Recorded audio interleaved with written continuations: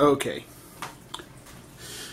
The purpose of this video is to show you the system that we have devised here for keeping track of the scriptural calendar. And what I'm going to do is show you a good way to organize it. You don't have to do it this way. You don't have to do it really anyway. But we found that this is a good way to keep track of the days and the Sabbaths, so that you're not having to go between the Gregorian calendar and the biblical calendar. And what we've done here is we've gotten one of these calendars from an office supply store. You can get them at Office Depot and Staples, if there's any Staples left open, anything like that around, where they sell office supplies for organizing your office and for in the area where they make calendars and schedules and such as that. Now this calendar here was something that my wife found that she was going to use for scheduling and coordinating our regular habitual things that we do every month. But then we found that it works well for coinciding with the biblical calendar, because this particular calendar board does not have the days in each one of the each one of the day sections. Now you can see that we put them in, but these come blank.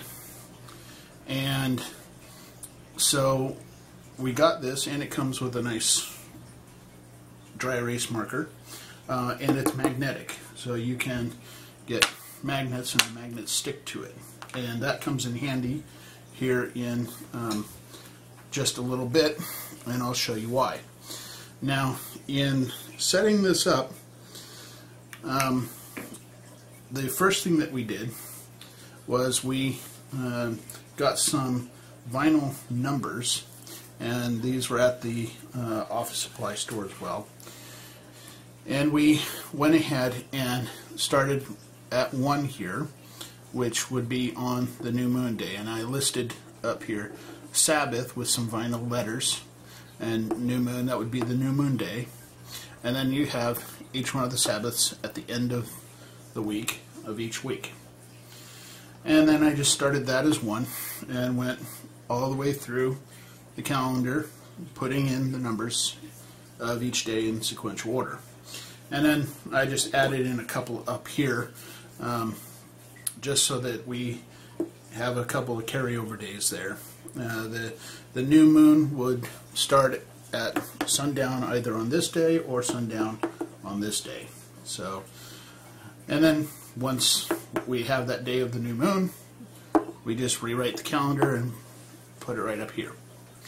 So then what I did was I went and got some strip magnets, and these come in large sheets that then have a backing on them that you normally would pull this backing off to adhere something to the sticky back of the vinyl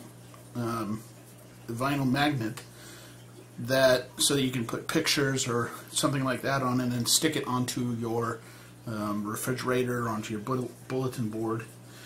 But I went ahead and did that with each one of the days of the week. And so for this week, the Tuesdays are on the Sabbaths.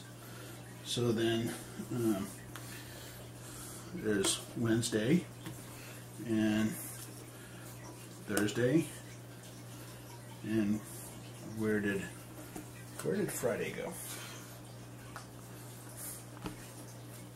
And let's see here. Did we see Friday anywhere? What happened to Friday? And Saturday. And there's Friday. Thursday, Friday, Saturday, Sunday, and then Mondays. Okay, so we have all of our days for the biblical year. Now we left the days, we made the days for the biblical calendar on in vinyl because that way it never changes.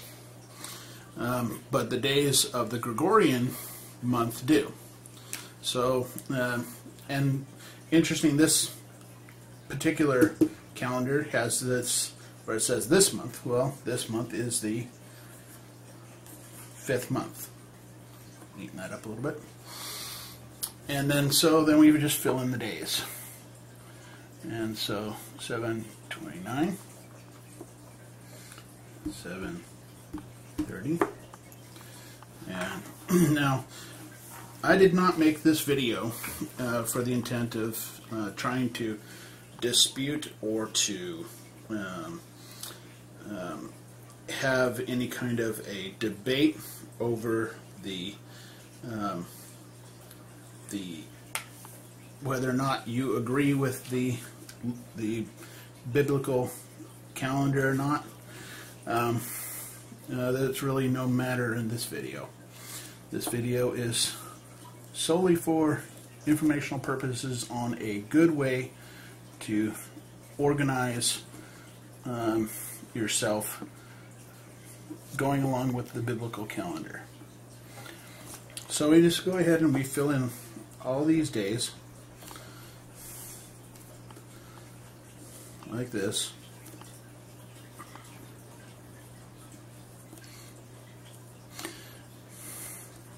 And this way, as you're going through the month, you can keep track of the days of the Gregorian calendar when you have to make appointments and you have to meet with people and you have to keep track of certain days.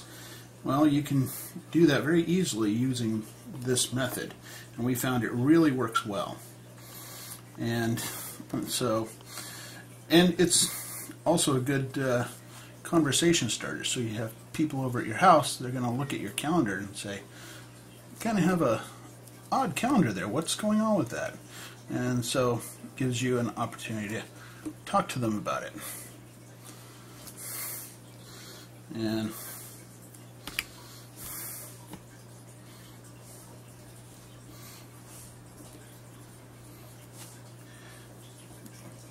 so we have 24, 5,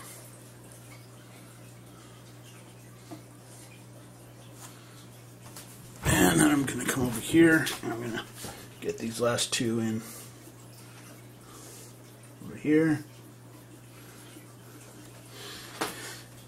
And then the rest of the Gregorian month comes up here.